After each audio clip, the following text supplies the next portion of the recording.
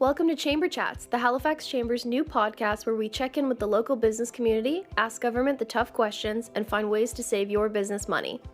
For the foreseeable future, we're focusing on COVID-19 and the economic impact we're facing, along with available resources and tales of resiliency. Coming to you from Halifax, Nova Scotia, Canada.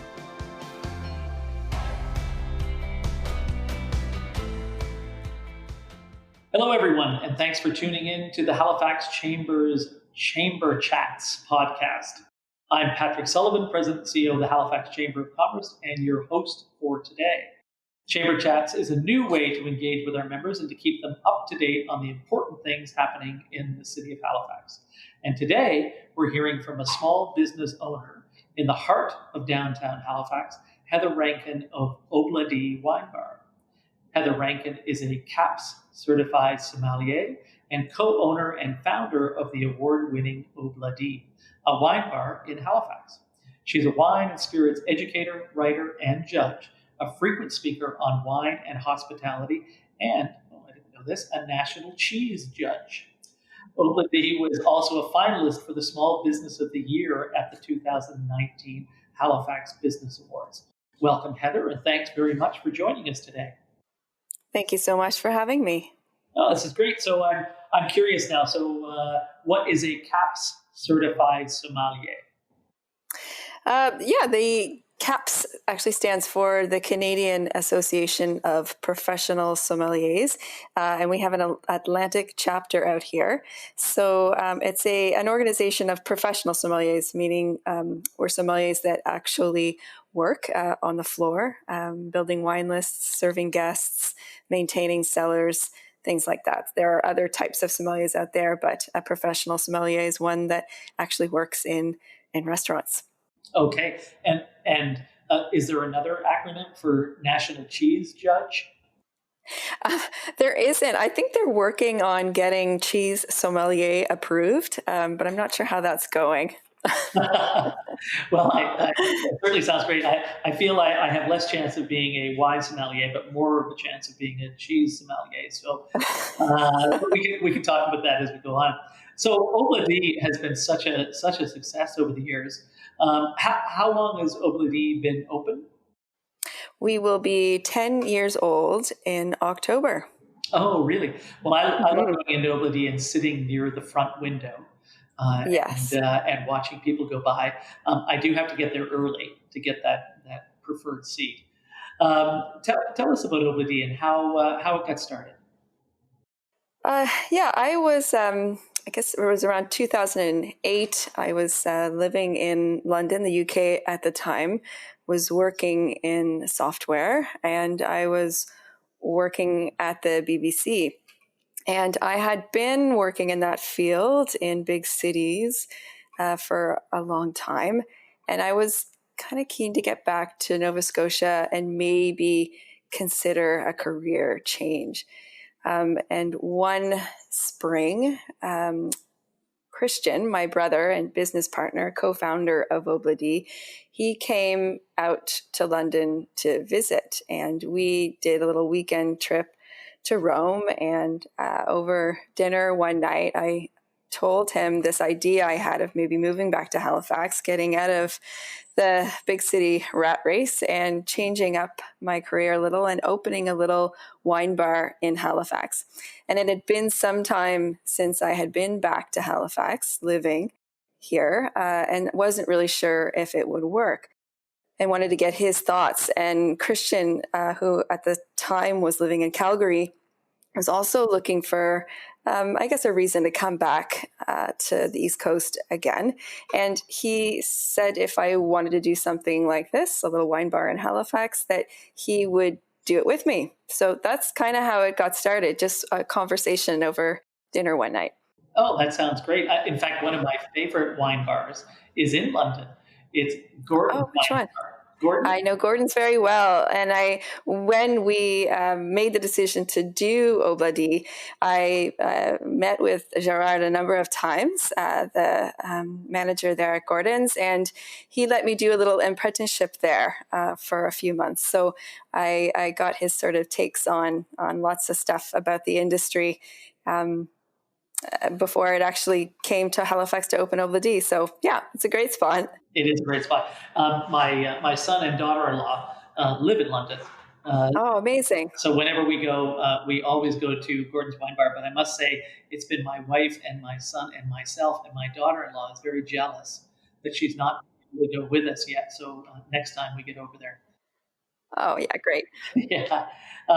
Now, it's been a difficult time, I suspect, for restaurants. Tell us about, what you were thinking. I mean, when did you think that restaurants would be closed, or did you just hear the news when it was announced, or did you see what was happening with the pandemic? What happened? I think at that time, things were moving very quickly and almost hourly. So this was sort of the end of, I didn't check the dates before I came on to chat with you, but I think we're talking like mid-March. And we were watching it really carefully as the virus was approaching this part of the world. And we were meeting with the staff pretty regularly. We were just feeling the intensity, the heat of the situation a little bit more almost every hour. And we were tweaking our processes and the way we did things at Obladee to move with that.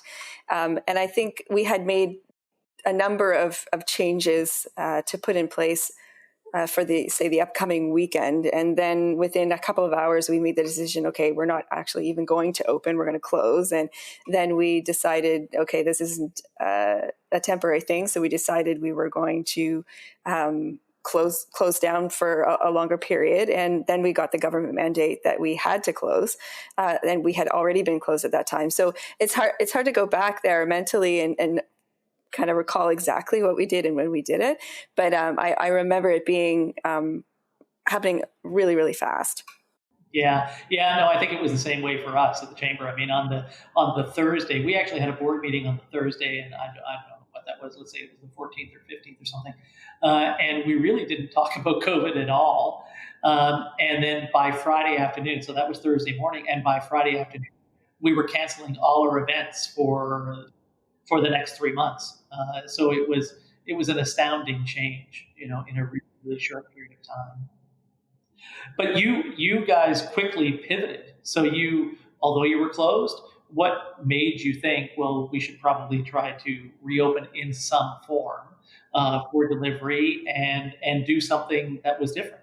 I think it was when we got approval to sell alcohol to go that we moved on an official idea. We were kind of throwing around some things before that time, but when they let us sell, say, wine out the door, that changed everything. So that was a key detail for us. And so from there, we knew we could execute something, but we needed to keep it really simple because we had a reduced number of staff that were available to us, and also to keep things safe. The processes couldn't be too complex, requiring a lot of bodies, a lot of movements, things like that. So the idea had to be really simple. And then we also knew that people were off work, and our customer base rather were off work, and everyone's financial circumstances were very different. So whatever we were going to do, we needed to keep it pretty affordable. So simple and affordable were really key drivers for us. And then we wanted to make sure that whatever we put out into the world was going to kind of communicate our values and sort of touch on the things that we felt people were coming to Obladee for. So we knew whatever we put out there needed to be kind of a top quality product. We knew that it needed to be aesthetically pleasing. There needed to be a kind of a design element there. I think that's what people like about coming to Obladee for. It needed to be a little educational too, because a lot of our guests rely on us and our servers to educate them and inform them on the types of wines we serve, and the cheeses we serve, and the dishes we create. So we wanted a little educational piece in there. And we wanted our packages and our service to communicate kind of a personal touch too, something that said this is from us and we're real human beings over here, and almost like providing that tableside service, but virtually through a delivery service. So those were kind of our key goals. And I think we were really able to pull it off because Christian and I are actually, it is a small business and we're quite tied to that business. So we have a very good understanding of how our business runs. We're in the business a lot. So we were able to get in there and define a process ourselves and work on the process ourselves physically if we needed to. And that was really crucial in the beginning because I think a lot of larger businesses, or maybe businesses where the owners were not as closely connected to their businesses, they were finding that transition a little harder because they were not able to rely on the staff that they always relied on to execute on an idea. So we know how our business runs, so we could get in there and get it going again. And we also have a really dedicated, quality-focused staff that we were really open with from the very beginning, and I think really fair with. And we were really careful not to lean on them too much, not to ask them for too many things too quickly. We wanted to get out of that trap of asking them for favors, and we just didn't want them to feel that chaos. So we organized work for them, we managed it for them, and we paid them in I think an organized way. So I think all of those things combined really helped us pull it off and get it going. That's great. So how did you settle on charcuterie? Well, charcuterie and cheese is it's not something that needs cooking. So that's just easier to get together, and it's pretty shelf stable. It was designed as a food item that could stay on the shelf and stay in the fridge longer. It's a cured product. Both of them are. So that idea was attractive to us. And we had a lot of connections with many local producers, both here and in places like Quebec, that we were able to call on and order those products in and make those a central piece of what we were offering. Oh, that's great. Now, and I was actually on the site today, and I was filling my cart. And there's kind of the two kinds of wine. You can do the base wine, if I can call it that. I'm sure it's great. And you can also do is it the cellar selection? Yeah. Yeah. So you can upgrade a little bit, I guess, as you're doing your purchases. Yes. Yeah. Yeah, it looked really good. I must admit, I have yet to order, but now that I've got my grocery cart filled, it would be easy to do. Yes. Do you hope to continue to do this now that you're reopening? We are, and we plan to this weekend. So we're going to see how that goes. We know how the Obladee at home delivery goes. Obviously, when we're not carrying out regular service, but this will be our first attempt at doing both. So we're interested to see how that transition goes between those two worlds and see if we can maintain it going forward. Because I still think that there are a lot of people out there that are maybe not super comfortable yet with going downtown, or even people who are comfortable with going downtown and who do like to go out, but would just sort of rather have it come to their door instead, which we can completely appreciate. And is it home delivery and pickup? It is. Yeah. It is. Okay, well, that's pretty efficient. So, this has still been a difficult time, though. I suspect you're not getting the same revenue that you were getting before. Unless you are. No, okay. So you've obviously taken a hit. I'm sure your staff have taken a hit as well. Were you able to take advantage of any of the funding programs that were available or still are available? Yes. The wage subsidy, of course, has been very helpful for us. And we've taken advantage of some of the provincial grants. The CEBA, the Canadian Emergency Business Account, we've taken advantage of that as well. Oh, that's great. It sounds like that's great. It sounds like you know them all. Hmm. And I think for many small businesses, the idea of a grant as opposed to additional debt is really appealing. Definitely. No, so the you probably got the notification last week about the new provincial grant, the reopening. Yes. I hope you did. Oh, good. Yeah, Okay. we're on it.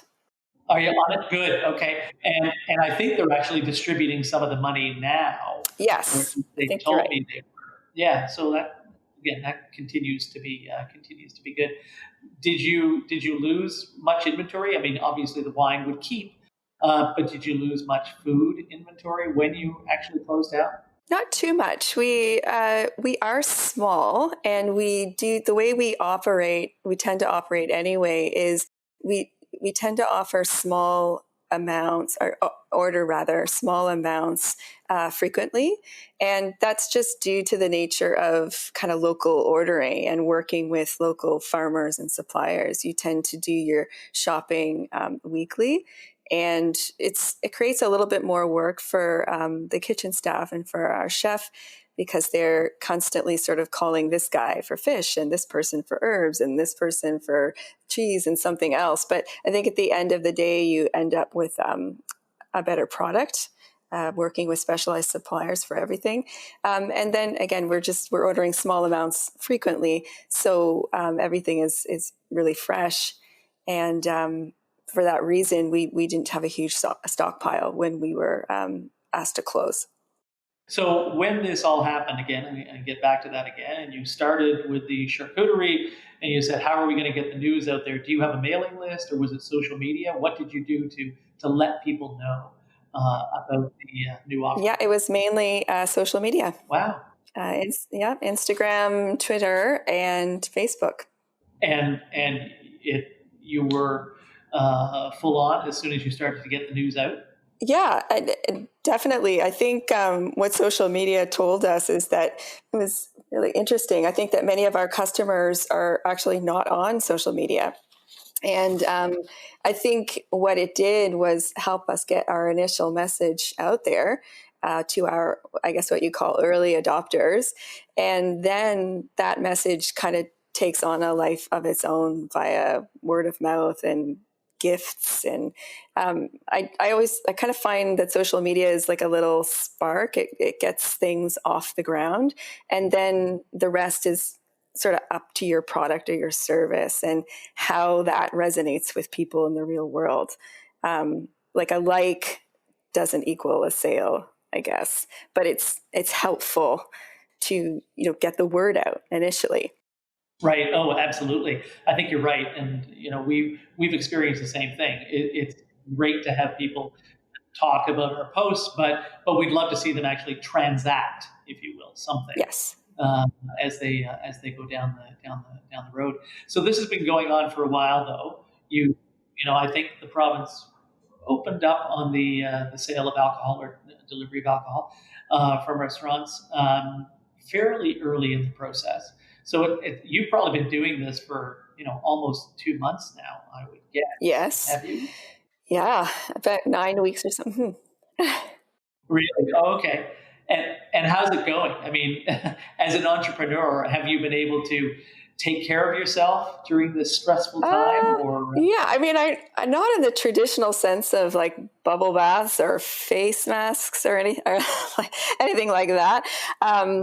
Or face masks, I meant in the sense of like a restorative face mask and doing my nails and taking naps and stuff like that. I think I tend to, and I think I'm a lot like a lot of other entrepreneurs where I tend to take care of myself by thinking about what makes a balanced life for me and what types of things make me as a business owner panic, and working to prevent the onset of that panic. So I think for me, my home life, my family, and my work life, they need to be organized. So if my daughter is sat in front of an iPad on a beautiful day while I sit at my computer and work, I get uncomfortable with that scenario. So, I say to myself, how do I make sure that, we're outside every day for 3 hours and she's seeing a friend at a distance. Maybe we go for a bike ride, and then I can schedule that time and then still have time to get my work done,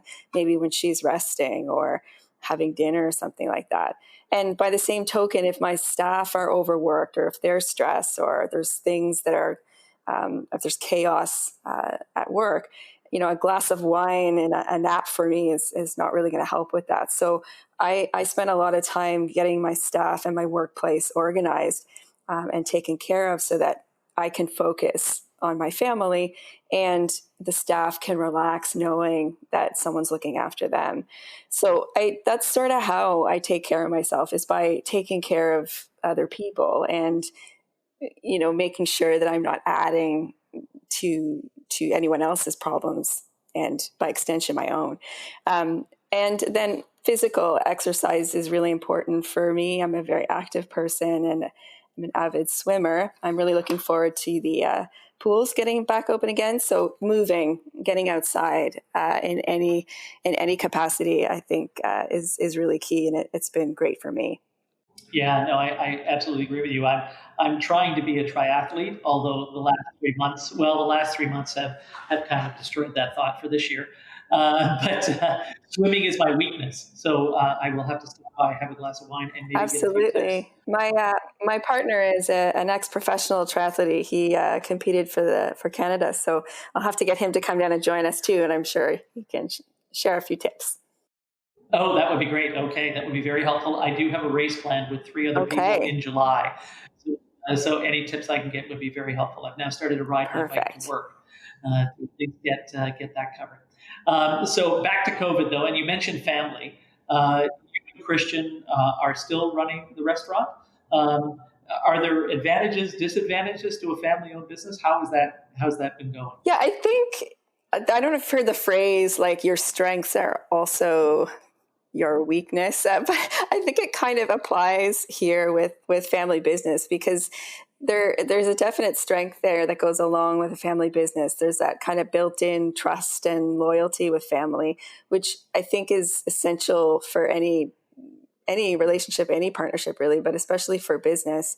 But sometimes that like built-in support and that built-in trust, or it means that you don't have to kind of work as hard at being, I guess, as professional as you might be with non-family staff. So that said, I think Christian and I are really lucky in that we very much share a common outlook and we have the same values. So we're never really arguing on what's important to the business.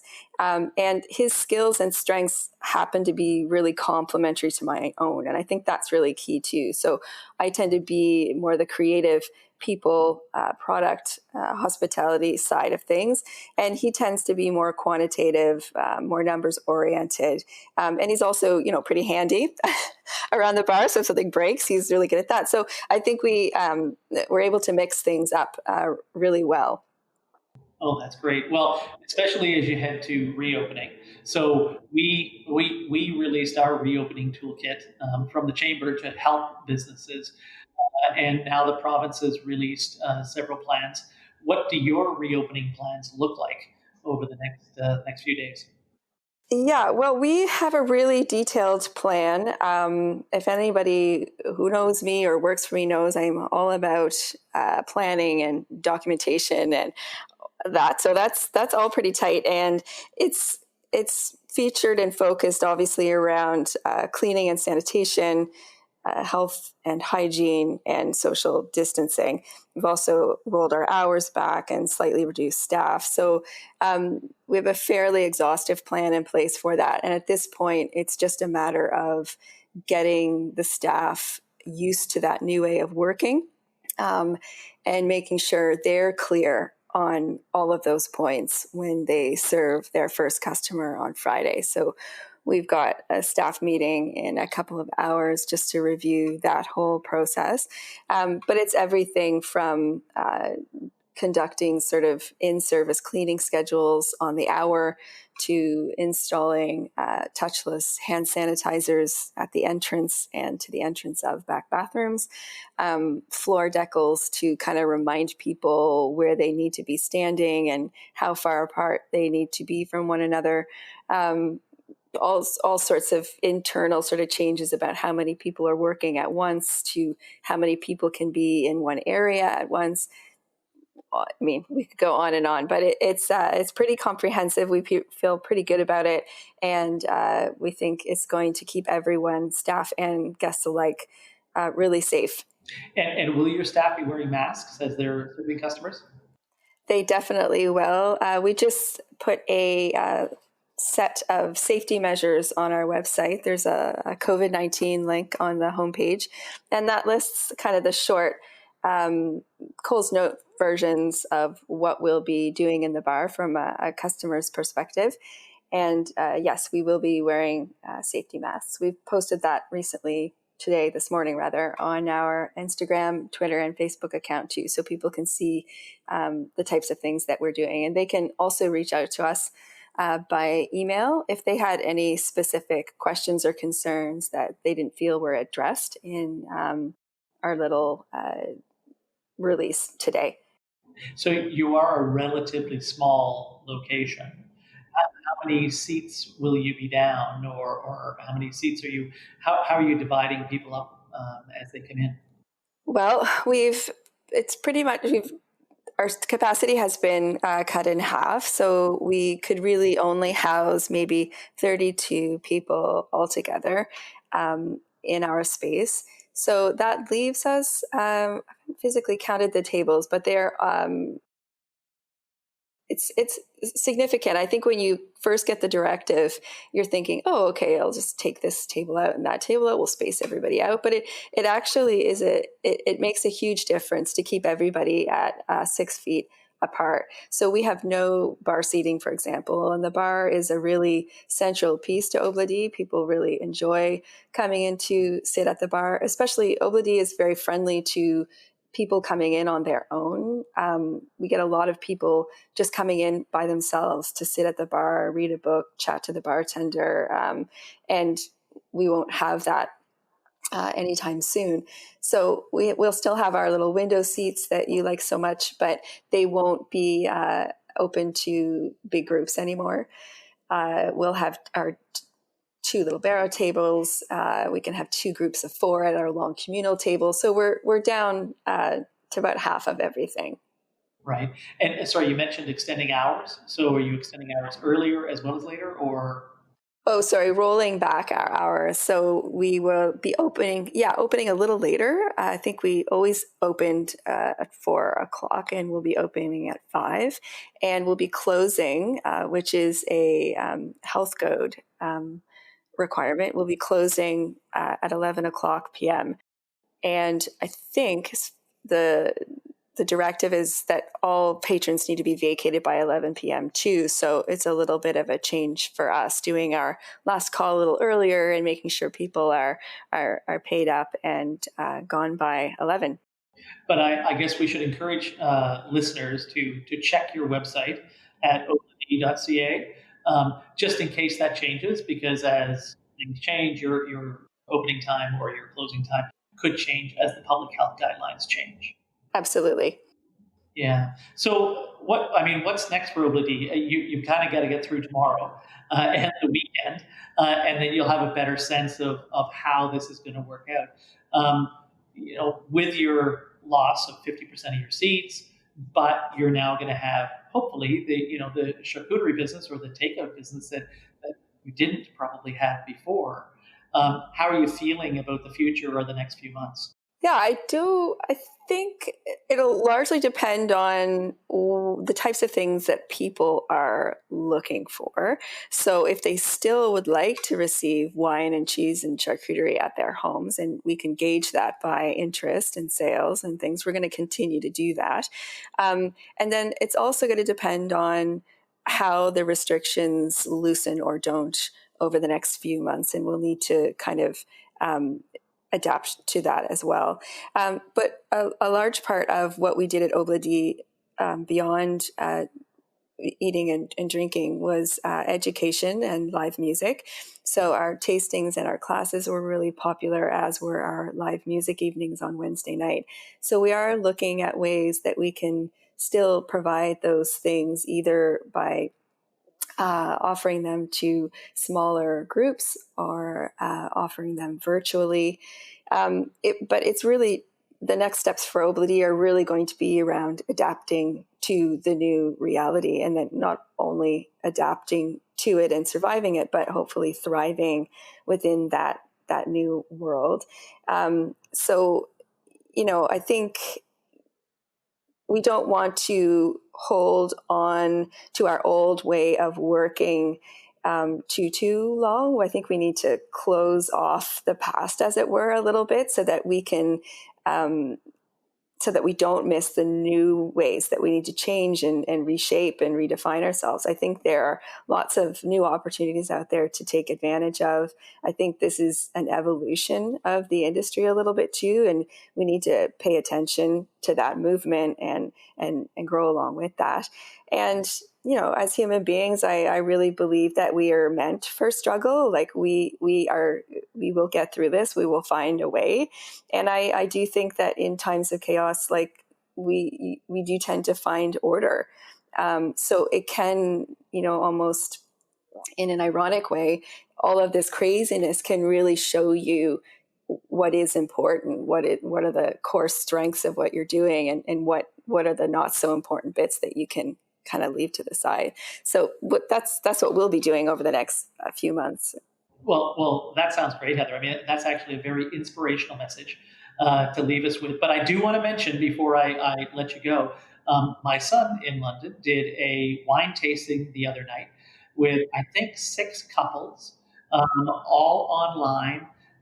The sommelier had arranged for it, and I don't know really how they did it, but they arranged for 3 bottles to be delivered to each of the homes of, I think, 6 couples, and then he led them through a tasting, and they absolutely loved it. So, yeah, no, I think there's real opportunities for the online, for moving to online, and as you said, I think we've all picked up things along the way. I know my wife and I have enjoyed cocktails, perhaps wine.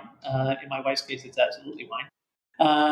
With friends who we haven't spoken to in a long time, and we've done Zoom calls for an hour or an hour and a half with people across the country that we haven't spoken to in months or in some cases years. So Yes. I think you do adapt. It's a shame we kind of have to adapt, but it's a change.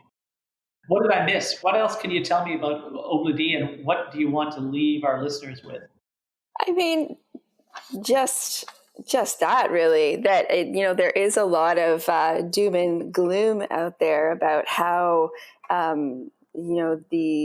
the pandemic is killing the industry, and I am sort of speaking from a restaurant industry perspective, but I think that it is what it is. It is a new reality. It is a new landscape, and I think it is up to us as entrepreneurs, as progressive thinkers, as creative people, to look at what's facing us and put our heads together and figure out how we're going to thrive in this new reality, because I don't think it's going to go back to the old way. I could be wrong, but I don't think it's going to go back to the old way anytime soon. And I think the longer we hold out to that, and the longer we get upset that that's not happening, the more we're going to miss the opportunities that are available to us now. And I think it just requires us to think in different ways and redefine